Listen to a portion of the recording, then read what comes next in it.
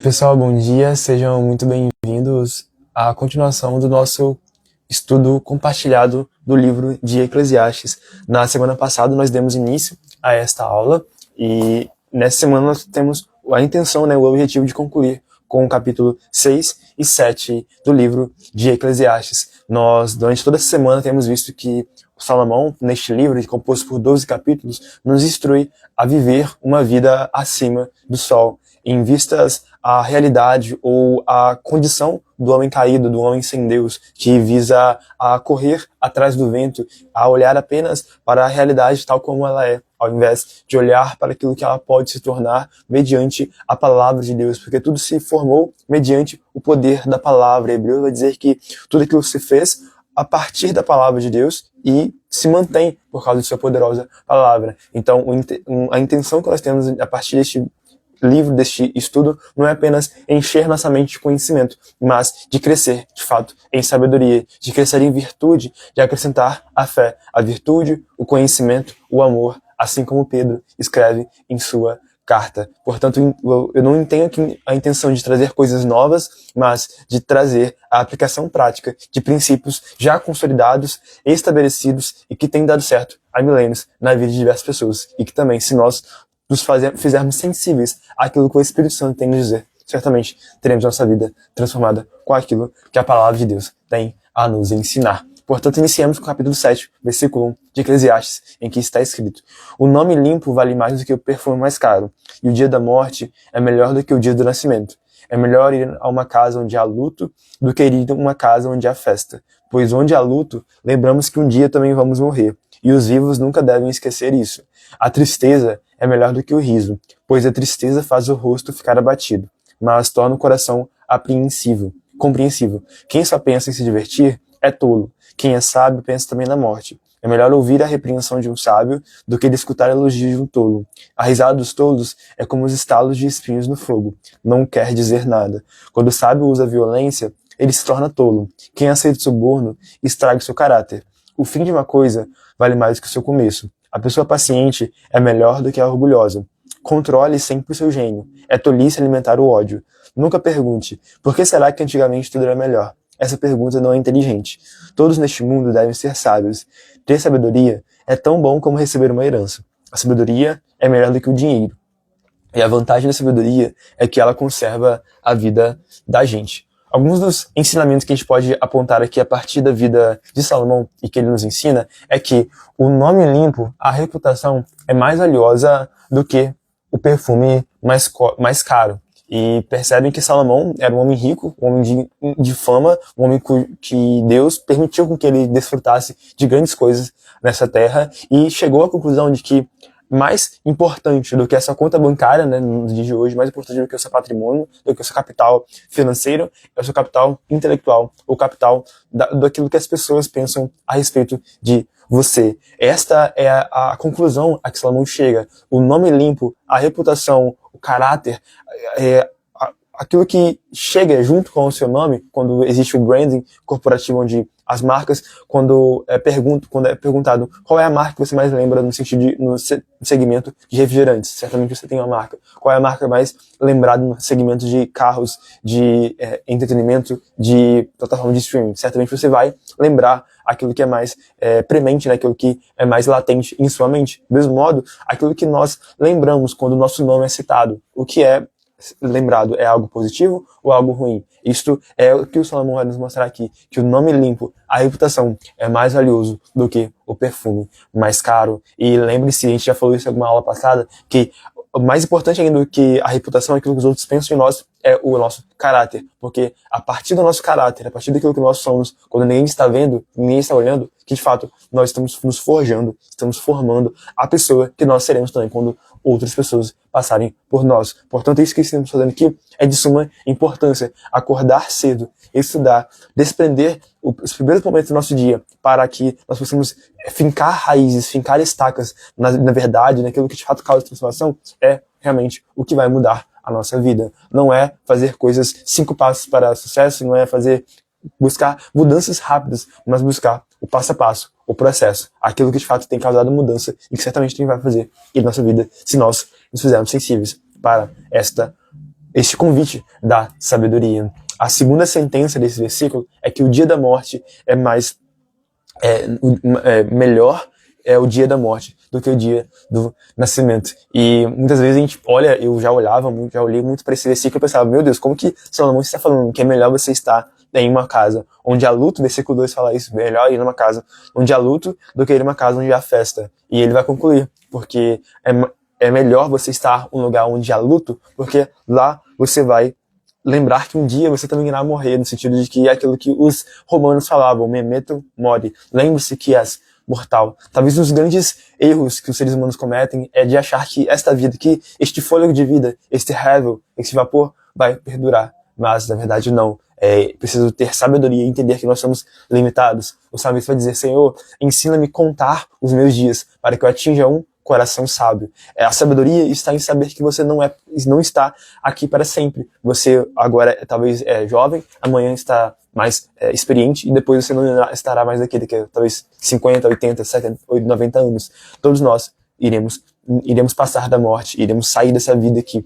E o que nós iremos plantar para a eternidade. O Salomão vai falar que é mais importante nós estarmos na casa onde há luto, um dia de luto, porque nós estaremos refletindo sobre a nossa vida, sobre a nossa finalidade, sobre o sentido da nossa existência. Será que nós estamos plantando aquilo que é eterno ou estamos apenas correndo atrás do vento, fazendo aquilo que não é permanente, daquilo que não vai perdurar, daquilo que não vai permanecer para todos os anos depois que nós saímos dessa terra?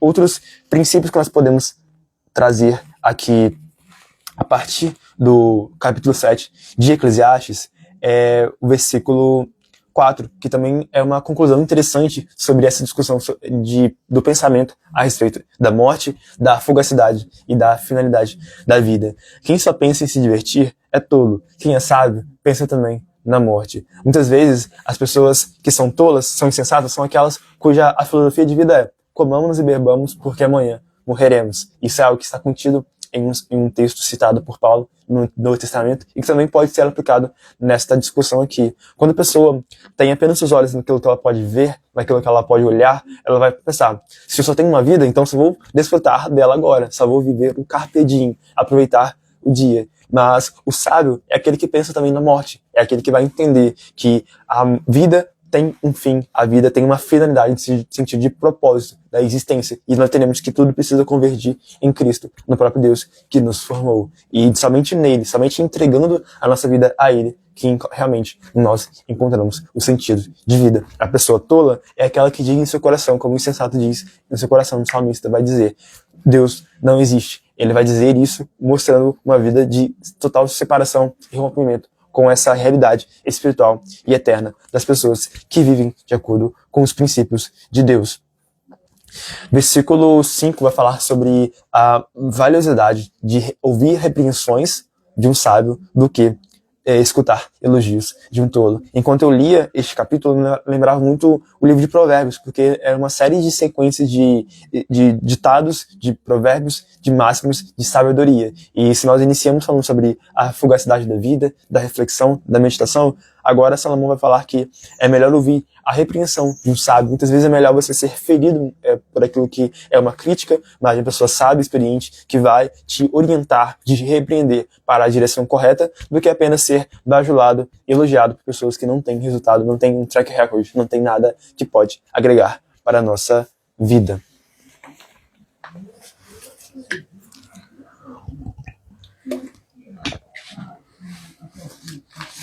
Versículo 8 também, algo que eu sempre gosto de lembrar para a minha vida e para todos os projetos que eu construo, é que o fim de uma coisa vale mais do que o seu começo.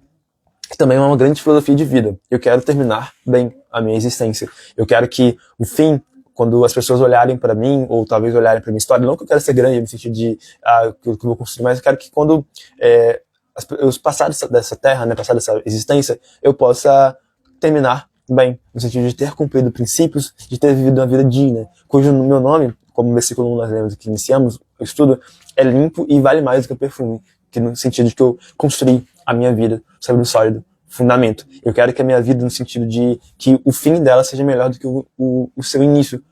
Porque também uma frase, uma verdade muito grande, de que nós não escolhemos o lugar que nós existimos, a casa que nós nascemos, não escolhemos a família de onde nós somos originados, mas nós podemos escolher onde nós iremos terminar nossos dias. Podemos escolher, sim, temos o poder da escolha, a autorresponsabilidade de poder decidir para onde nós iremos. E talvez a coisa mais sábia no sentido daquilo que de como nós iremos terminar nossos dias é entregando para a pessoa mais sábia do que nós, que é o próprio Deus. Então, se nós entendemos que muitas vezes pessoas falíveis ou pessoas que são pecadoras, caídas, não souberam nos educar, talvez no sentido de nos instruir em princípios de sabedoria, nós podemos permitir com que Deus venha nos redimir, venha restaurar aquilo que foi perdido. E assim, entregando a Deus o controle da nossa existência, nós de fato mudamos e podemos ter a garantia de que nós iremos terminar bem os nossos dias. É claro que muitas vezes nós iremos sofrer, iremos ter dores, lutas,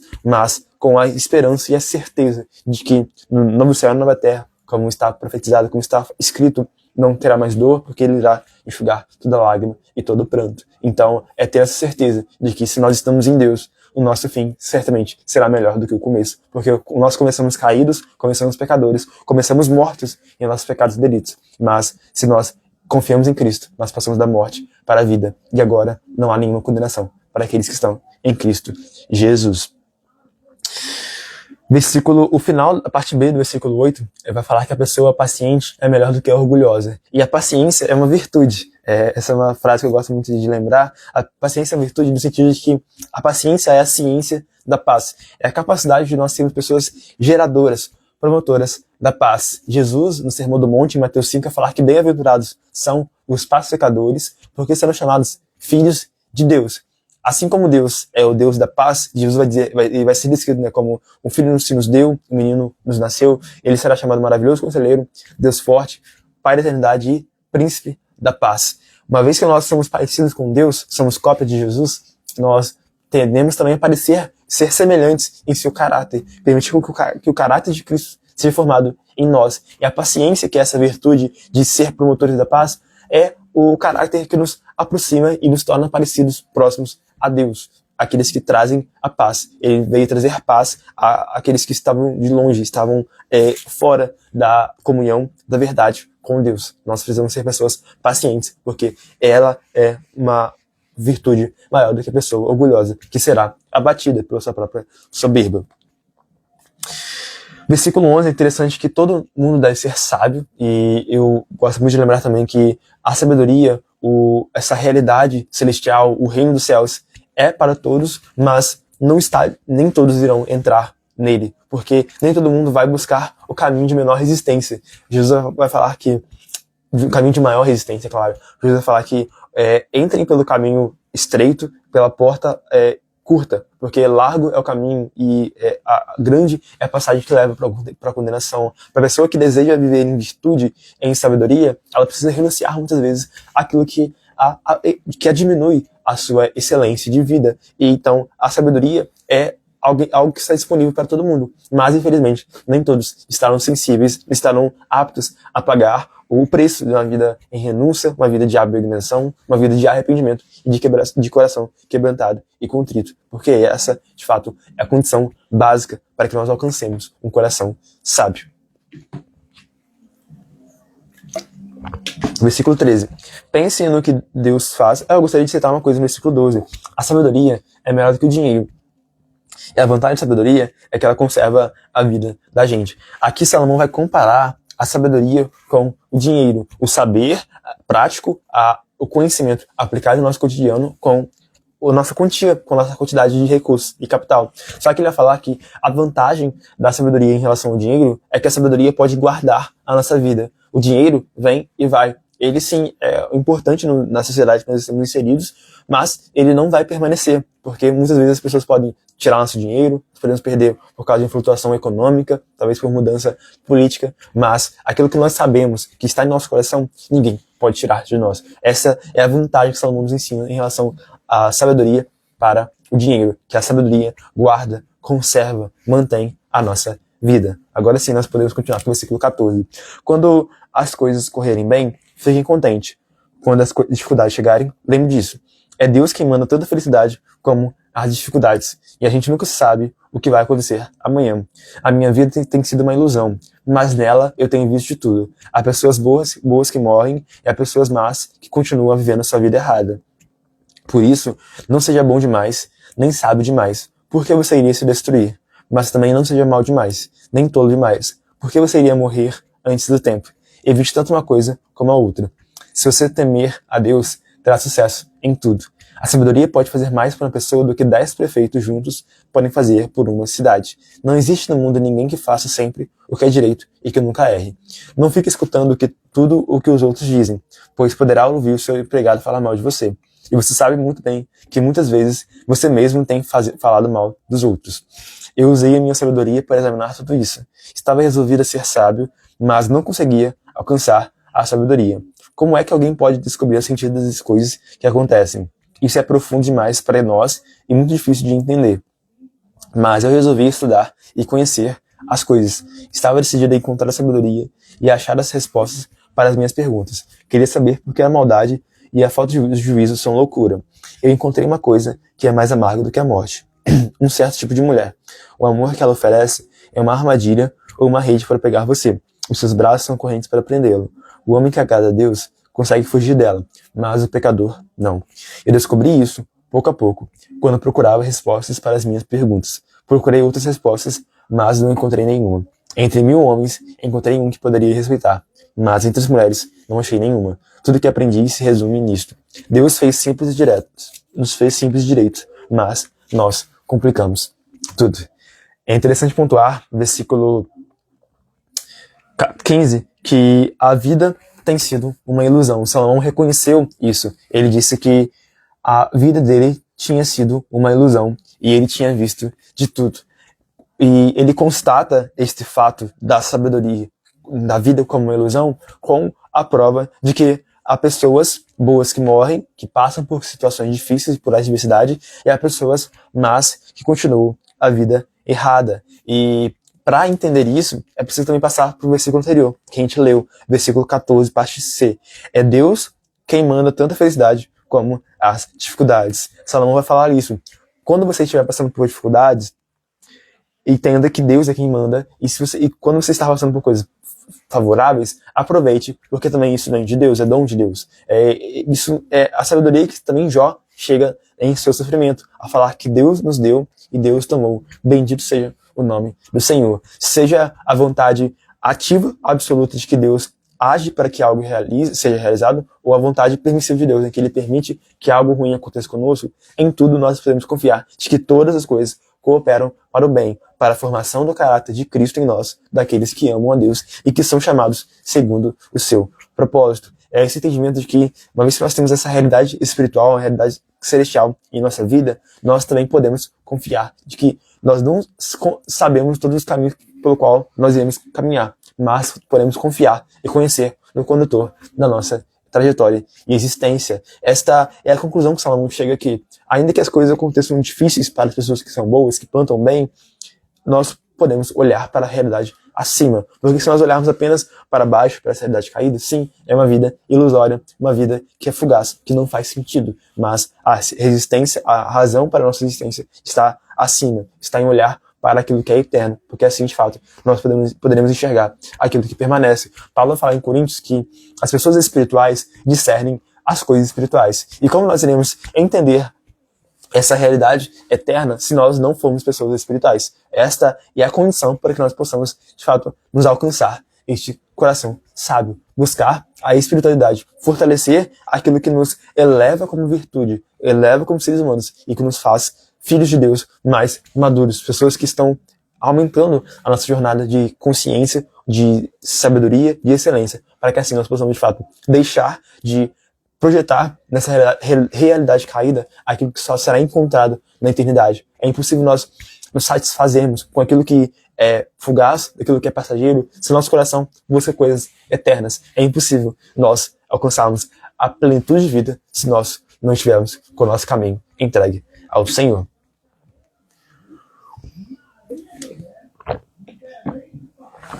Um conceito que é um pouco fora do comum, ou talvez interessante de ser pontuado aqui no versículo 17 que nós vemos, é que nós não devemos ser bons demais, nem sábios demais. e porque nós iremos buscar a nossa destruição. E depois ele conclui falando que também não seja mal demais e nem tolo demais. São esses opostos, de não ser uma pessoa legalista, uma pessoa que é orgulhosa, que é tão boa que não percebe em si a falta de algo. A pessoa que é tão santa, tão sábia, que não é capaz de olhar para si mesmo e ver que ainda há falta de virtude em si. E também, em contrapartida, você não deve ser mal demais e não olhar-se com o óculos da pessoa que se menospreza a si mesmo. E eu lembro aqui do livro de Timothy Keller, O Ego Transformado, em que ele vai falar que nós não somos pessoas com o ego inflado, que olham demais para si mesmo, mas somos pessoas cujo ego é esquecido. Nós esquecemos de nós mesmos, a humildade é se esquecer, é olhar para o outro, não olhar tanto para si, para que você não venha a pensar demais acerca de si mesmo ou pensar de menos acerca de si próprio. É ter a medida correta da fé que Deus nos entregou, como Paulo também vai falar em Romanos. É entender de si como você de fato é, não além e não a quem. De fato, a pessoa que você é e aquilo que você está sendo transformado, a construção que você está realizando a cada dia. Versículo 20 é interessante porque ele é que deu base para também aquilo que Paulo escreve em Romanos, de que não há uma pessoa boa. Aqui no versículo 20, na minha versão NT legal, fala que não existe no mundo ninguém que faça sempre o que é direito e que nunca erre, e outras versões mais antigas vai falar que não há nenhum bom, nenhum justo, nenhum sequer. Então é esse entendimento de que, ainda que você possa olhar para si achando que você é a melhor pessoa do mundo, perceba que na verdade não, você ainda tem muitas coisas a serem mudadas. Paulo, o grande apóstolo dos gentios, estou lendo a biografia dele ali atrás, a pessoa que mais pregou o evangelho, que mais foi talvez usada pelo próprio Deus para estabelecer a sua realidade aqui na Terra, é aquele que no fim da sua existência disse que Jesus veio para salvar os pecadores, do qual ele era o principal. Paulo entendeu que ele era pecador e que, portanto, ele não podia olhar para si mais do que aquilo que foi entregue para ele. Ele tinha essa autoconsciência, esse autoconhecimento de que ele era um pecador. Também nós precisamos entender que nós não somos nada de bom. Aquilo que temos de bom é aquilo que o próprio Deus entregou para nós. Como os vasos de barro, que o valor não está em nós, mas está aquilo que está dentro de nós, que é o próprio Deus, a essência divina em nós, podemos entender também que a nossa virtude está naquilo que Deus forma em nós o seu caráter. Vamos passar para o capítulo 8, onde está escrito: somente os sábios conseguem explicar as coisas. A sabedoria de uma pessoa brilha no seu rosto e a torna simpática, mesmo que seja feia. Obedeça as ordens do rei, porque você na presença do rei, de Deus, jurou ser fiel a ele. O rei pode fazer tudo o que quiser. Não tenha pressa em sair da presença dele e não insista em fazer uma coisa errada. O rei age com autoridade e ninguém pode reclamar do que ele faz. Enquanto você obedecer às ordens dele, nenhum mal lhe acontecerá. A pessoa que tem sabedoria sabe como e quando agir. Isso aqui é importante, gente. A pessoa que tem sabedoria sabe como e quando agir. A maneira e o tempo certo de fazer cada coisa. E vamos voltar a isso depois um pouco mais à frente.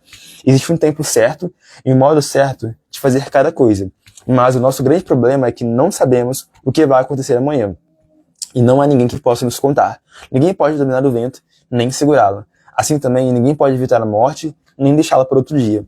Nós também temos de enfrentar essa batalha e não há jeito de escapar. Nós iniciamos esse estudo falando que Salomão analisa a fugacidade da vida debaixo do sol. De que todos nós que estamos aqui nessa terra estamos sujeitos a passar dessa existência. Nossa vida é findável, tem um fim. E se nós entregamos o fim, o propósito, a finalidade da nossa existência em algo maior, então nós temos a certeza, a garantia de que nós iremos permanecer vivendo. E aqui ele vai falar que a pessoa que tem sabedoria é aquela que enxerga isso. Ela entende que, olha, uma vez que minha vida é limitada, eu tenho 24 horas por dia, eu tenho talvez apenas mais alguns anos de existência, eu vou usar com sabedoria os meus recursos, isso que eu tenho em minhas mãos. Então eu vou ler livros corretos que vão me permitir recalcular a minha rota, eu vou ouvir pessoas que estão alinhadas com o meu propósito, eu irei fazer aquilo que é correto. Porque a pessoa sábia, Salomão vai falar aqui, é a pessoa que sabe como e quando agir. O modo com que ela vai fazer as coisas e também o tempo, o timing perfeito para cada coisa. E existe um tempo e um modo certo de fazer cada coisa. O nosso grande problema é que nós não sabemos aquilo que vai acontecer amanhã.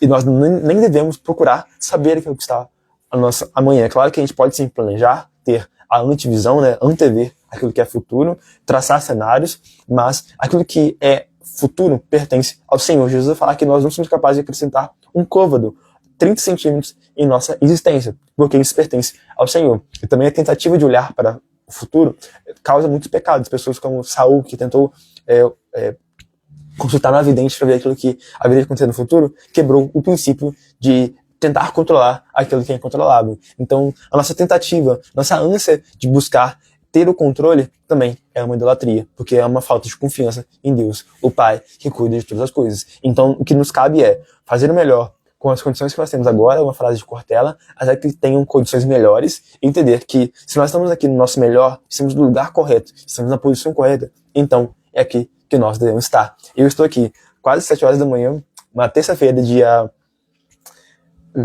18 de agosto, e estou fazendo o meu melhor. Estou fazendo o melhor que eu tenho nas condições que eu tenho ao meu redor, até que eu encontro melhores condições. Eu estou fazendo com o meu máximo, a minha maior excelência, até que eu encontre melhores condições. Então eu entendo que aqui eu estou usando a minha sabedoria, porque eu estou fazendo da forma certa e também no momento correto. Vamos concluir com o versículo 9, a nossa aula de hoje.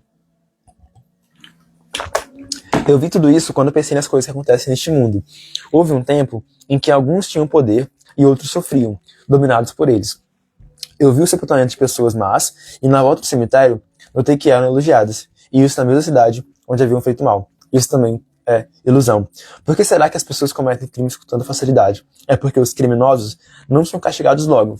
Um criminoso pode cometer uns 100 crimes e continuar a viver. Sim, eu sei que dizem, se você temer a Deus, tudo lhe ocorrerá bem. Mas não correrá bem para os maus.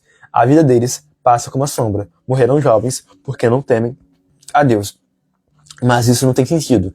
Veja o que acontece no mundo. Muitas vezes, os bons são castigados, e não os maus. E os maus são premiados, e não os bons. É o que digo. Isso também é ilusão. Por isso estou convencido de que devemos nos divertir, porque o único prazer que temos nessa vida é comer, beber e nos divertir. Podemos fazer pelo menos isso enquanto trabalhamos durante a vida que Deus nos deu neste mundo. Todas as vezes que tentei me tornar sábio e entender o que acontece neste mundo, compreendi que a gente pode ficar acordado dia e noite, e mesmo assim, nunca será capaz de entender o que Deus faz, por mais que a gente se esforce, nunca entende. Os sábios podem dizer que conseguem compreender, mas, na verdade, eles também não entendem. Duas verdades muito importantes para nós concluirmos a aula de hoje é o princípio do contentamento, da alegria com aquilo que nós temos aqui. Então é claro que não é uma contradição, gente, de que a gente iniciou falando que é melhor estar numa casa onde há luto do que uma casa onde há festa, porque na primeira nós enxergamos a realidade fugaz da vida humana. Todavia, agora o Salomão vai concluir falando que também é importante nós nos alegrarmos, termos satisfação com aquilo que Deus nos dá. Então é comer, é beber, é nos divertir, é ter alegria no Senhor, ter essa paz de espírito de desfrutar o privilégio, a dádiva que nós recebemos do Pai Celestial. E a segunda verdade que nós enxergamos para concluir a aula de hoje é a humildade. É entender que os sábios, por mais que a gente se esforce, nós nunca iremos entender todas as coisas. Nós não teremos plenamente todo o conhecimento, todo o entendimento. Paulo, 1 Coríntios 13, fala que agora nós enxergamos em parte. Em parte nós conhecemos, em parte nós profetizamos. Nós olhamos como que um espelho que é um bronze à época que não refletia de forma correta a imagem que ele via. Nós apenas temos um conhecimento em parte por causa da nossa realidade pecadora, por causa da nossa ignorância e também da nossa insensatez. Então, é ter essa humildade, entender que a cada dia mais nós podemos alcançar mais próximos da sabedoria, da virtude, mas entender que nós nunca seremos bons por completo. Nós precisamos estamos em um processo de construção. Nós somos eternos aprendizes e ensinadores da vida, pessoas que estão em constante jornada, em constante processo de aprendizado, de ensino, de formação de pensadores, virtudes. Assim, certamente, nós teremos pessoas com a vida digna. Eu espero que ao concluir a aula de hoje, você tenha alcançado um entendimento melhor sobre aquilo que Salomão escreve em Eclesiastes 7 e 8, e que se assim o foi, não esqueça de curtir, comentar, se inscrever e compartilhar, porque é um sinal que eu cumpri a minha missão no dia de hoje. Tenha um bom dia, forte abraço, até a próxima.